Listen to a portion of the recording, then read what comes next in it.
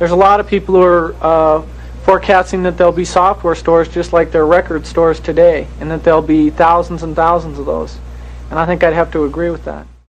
Microsoft. Odds are that if you have used a computer, played video games, made a video call, or just gone on the internet, then at some point in your life you have used a Microsoft product. It is this ubiquity of its products in everyday society that has led Microsoft to becoming a trillion-dollar company today. But like with most large companies, this story started out with very humble beginnings. In fact, it started out with a couple of teenagers in high school. This is the story of Microsoft. 1968 Lakeside School, Seattle. 4 teenagers at this school had drawn interest towards their school's new computers. One of these computers was called the Teletype Model 33. They wanted to use this new machine to build computer programs that could potentially allow them to do things like play tic-tac-toe or even make their own class schedules. The trouble was that you needed to rent computer usage time, which was a hefty $40 an hour. So instead of paying that $40 an hour, they decided to exploit some bugs in these computer systems in order to use the computers for free. And for a while, things were great, and these students were able to freely program whatever they wanted. But eventually, the Computer Center Corporation caught them stealing computer usage time, and the company immediately banned these students from using their computer systems. The 4 students that were banned were named Kent Evans, Rick Weiland, Paul Allen, and Bill Gates. Soon after they were banned, they decided to form their own group called the Lakeside Programmers Club in order to make some money from their programming abilities while helping companies fix bugs in their computer systems. And the club's first customer was the Computer Center Corporation, the very same company that banned them the previous year for exposing bugs in their computer systems. Several years later, a 17-year-old Bill Gates and a 19-year-old Paul Allen made a new venture together called TrafoData, which used the newest Intel processor to turn raw traffic data into comprehensive and easy-to-read reports. The business didn't last very long because Bill Gates left to Harvard University to enroll in a pre-law program, and Paul Allen left for Washington State University to pursue a computer science degree. In 1975, Popular Electronics magazine featured a new computer called the Altair 8800 microcomputer. This was a revolutionary product that was viewed as the first commercially successful personal computer. Now, both Paul Allen and Bill Gates had caught a glimpse of the Altair issue of the Popular Electronics magazine. So the two called each other up and discussed making a basic programming language interpreter for the computer. And soon after this call ended, they ended up talking to the inventors of the Altair, who were MITS, where Gates and Allen claimed to have a working interpreter for the computer ready to go, even though this wasn't true at all. But MITS was quite interested and wanted this interpreter. So Gates immediately started working on the interpreter while Paul Allen built a simulator for the interpreter. On the way to presenting their product to MITS, the boot-up system for the interpreter still wasn't ready, so the last bit of code was actually written on the way to the meeting with MITS. And by the time they arrived at the meeting with MITS, they still hadn't run a full test of the interpreter that they had just built. So during the actual meeting, they ran their first full test where it worked perfectly. After the meeting, MITS agreed to sell Gates and Allen's interpreter product as Altair Basic. Little did the two college students know that this would be the very first product that was created by their newly named company called Microcomputer Software, known today as Microsoft. Over the next couple of years, the success of the Altair Basic made Microsoft a multi-million-dollar company. In 1980, Microsoft's revenue was nearing $30 million when they decided to open up their first international office in Japan. A year later, Gates and Allen began negotiating with the giant of the computer industry, IBM, in order to try and make Microsoft the main operating system on IBM's upcoming personal computer. Both sides agreed to a deal, but there was a problem. Once again, Gates and Allen did not have an operating system ready before making the actual deal. So what they ended up doing was buying out a standard operating system from a local computer company called Seattle Computer Products. And they bought this operating system for $75,000 and promised to pay a small royalty to the company as well. The operating system that Microsoft had bought from Seattle Computer Products was called 86-DOS, which was quickly renamed by Microsoft to MS-DOS. About a year later, in 1981, IBM launched its personal computer, which became an immediate success and made MS-DOS the dominant operating system in the world. And Microsoft didn't just license its operating system to IBM. It also licensed the operating system to over 70 other computer companies, including Compaq Computers. The only real computer company that didn't use MS-DOS at the time was another medium-sized startup computer company run by two other young men. That company was Apple Computers. Now, the dominance of MS-DOS ended up propelling Microsoft's revenue and valuation. However, there was one major setback. In 1983, just as Microsoft passed 1 million installs of MS-DOS, Paul Allen was diagnosed with Hodgkin's lymphoma and decided to leave the company. Allegedly, Bill Gates thought that Allen's stock in Microsoft should be diluted at the time because he was not working hard enough and would no longer be able to contribute to the company. Regardless, Gates didn't have too much time to focus on problems outside of Microsoft, as the company was working on a word processing program called Word, a spreadsheet program called Excel, and a graphical user interface called Windows. Now, in 1983, Apple was the only major computer company that had a graphical user interface for its computers, and Microsoft knew they needed to make their own. So 2 years later, Microsoft released Windows 1.0 in order to compete with Apple's operating system.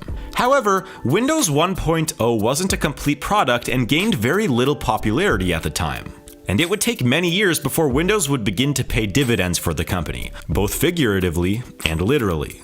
But we will come back to that in a little bit. On March 13th of 1986, Microsoft had its initial public offering where the company was valued at $350 million.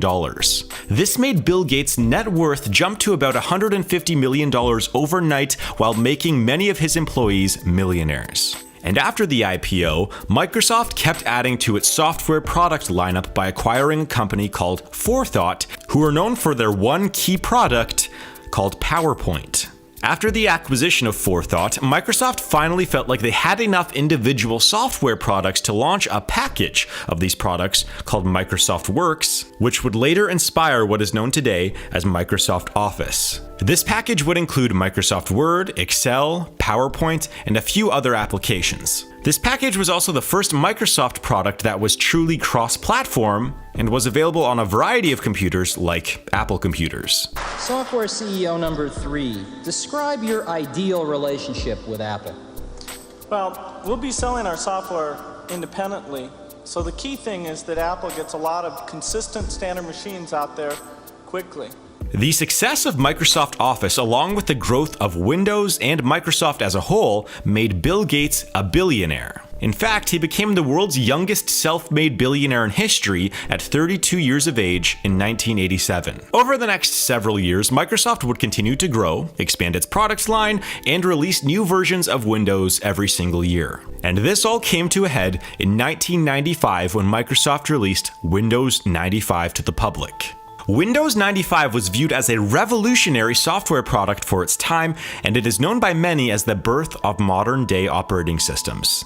It was also responsible for one of the largest marketing campaigns in computer history. Microsoft spent $300 million leading up to the launch of Windows 95, and some of their advertisements were very unique to say the least. For example, they bought 1.5 million copies of the Times and were giving them away for free. They spent money to turn the Empire State Building's lights into the colors of the Windows 95 logo. They hung a 328-foot banner from the CN Tower in Toronto. They created a 30-minute sitcom with Jennifer Aniston and Matthew Perry while making Windows 95 a primary plot point of the sitcom. And they also spent quite a bit of money licensing the song Start Me Up from the Rolling Stones and paying Jay Leno to appear at one of the most memorable product launches in history. And all of this marketing was a success, as the company sold 1 million copies of the operating system within 4 days, while doubling the company's valuation over the next couple of months. This explosion of capital allowed Microsoft to start venturing out into other areas during the 1990s. For example, 1 year after the launch of Windows 95, Microsoft launched a news channel that most of you probably don't know was 50% owned by Microsoft. The Microsoft National Broadcasting Channel, also known as MSNBC, was launched in 1996. They then created an internet browser called Internet Explorer as their standard internet browser. They invested $500 million in a new and unproven startup company called DreamWorks. They bought out nearly 10% of Apple while making Microsoft products available on Apple computers once again. The era of setting this up as a competition between Apple and Microsoft is over as far as I'm concerned. This is about getting Apple healthy, and this is about Apple being able to make incredibly great contributions to the industry to get healthy and prosper again. And eventually they created a few smaller subsidiaries like MSN and Expedia in 1996. Now, during this time when Microsoft was expanding into all of these other areas, their core software business was still growing rapidly. In fact, between 1996 and 1998, Microsoft's valuation had nearly quadrupled to $261 billion, while making Bill Gates the richest person in the world. However, this all came at a cost. You see, Microsoft was packaging its Internet Explorer browser with all of its Windows operating systems, while allegedly pressuring all other computer manufacturers to conform to making Windows its main operating system. This gave Microsoft between a 95% and a 98% market share of the operating system market, as well as having a similar market share for its web browser, Internet Explorer. And because of this, the United States government decided to take Microsoft to court over its monopoly-like business practices. The two sides eventually reached a settlement where Microsoft conceded that it had to open up its Windows operating system to third-party companies. The court case lasted several years and took a real toll on the company's CEO Bill Gates, who later anointed longtime Microsoft employee Steve Ballmer as the new CEO of Microsoft. Under the guidance of both Steve Ballmer and Bill Gates, who was now the chief software architect, Microsoft launched the Xbox, Windows XP, and the programming languages .NET and C#, which are used to program many websites and modern-day video games.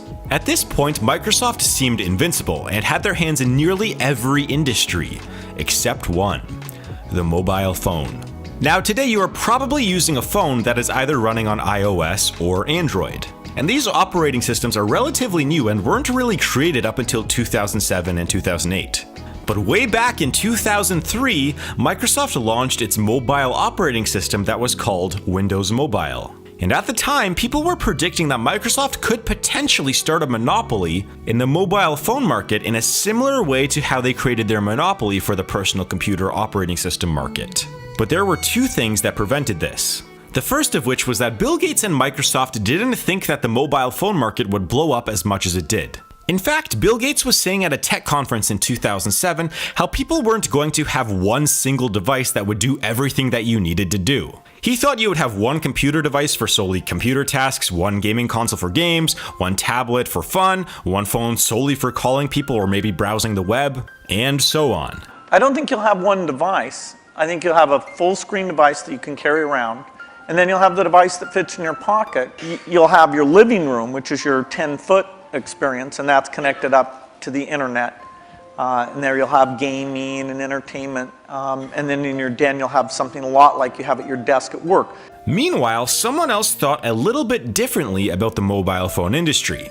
And that brings us to the second reason as to why Microsoft did not become a giant of the phone industry: Steve Jobs. You see, when Steve Jobs returned to Apple in the late 1990s, Apple was a dying company and was weeks away from going bankrupt. But slowly, with several innovations such as the iPod, iTunes, the Power Macintosh, the iMac, and the iTouch, Apple had gained significant ground in the personal computer and computer accessories market. So in the early to mid-2000s, Windows was no longer the only operating system available on the market, as Apple had a resurgence and was able to take about a 10% share of the operating system market. And because of this resurgence, Apple had enough capital to invest in a new product that could merge all of your devices into one. That was the iPhone. Every once in a while, a revolutionary product comes along that changes everything. We're introducing 3 revolutionary products of this class. These are not 3 separate devices. This is one device. And we are calling it iPhone. Today, Apple is going to reinvent the phone. The iPhone was released in 2007 and immediately took the world by storm. And for the first time in nearly 3 decades, Microsoft no longer had the most popular operating system in the world, nor did it have the most popular web browser in the world. This was because the likes of iOS, Android, Safari, and Google Chrome had entered the industry during that time. Now, Microsoft eventually tried to release its own smartphone in 2010 called the Windows Phone. However, they were 3 years too late, and the market was already saturated, so the phone was discontinued. Bill Gates and Steve Ballmer called missing the smartphone market as their biggest regret in business. However, they were able to create other products during that time. For example, they released Windows Vista, Windows 7, Bing, Xbox 360, Xbox Live, Microsoft Surface, Microsoft Outlook, and Microsoft Azure. They also acquired some big companies at the time like Skype and Nokia. Now, when 2013 came around, Microsoft was still worth hundreds of billions of dollars, but it was becoming more of a backseat thought to the other tech companies like Google, Apple, Facebook, Netflix, and Amazon. It was at this point that Steve Ballmer decided to step down as CEO and appoint Satya Nadella as the new CEO of the company. And right after he became CEO, the company decided to purchase a gaming company called Mojang, who are the creators of Minecraft. The company also decided to purchase the programming platform GitHub, as well as the social network LinkedIn. Now, during all of these acquisitions, Satya was laser focused on one part of Microsoft's business: cloud computing. You see, Microsoft Azure has grown at an insane rate over the last few years, like really insane.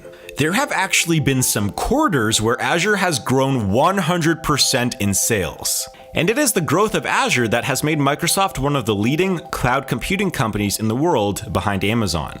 Because of the success of Azure along with Microsoft's other businesses, Microsoft was able to reclaim the title of the most valuable company in the world in 2019. But it hasn't all been positive news.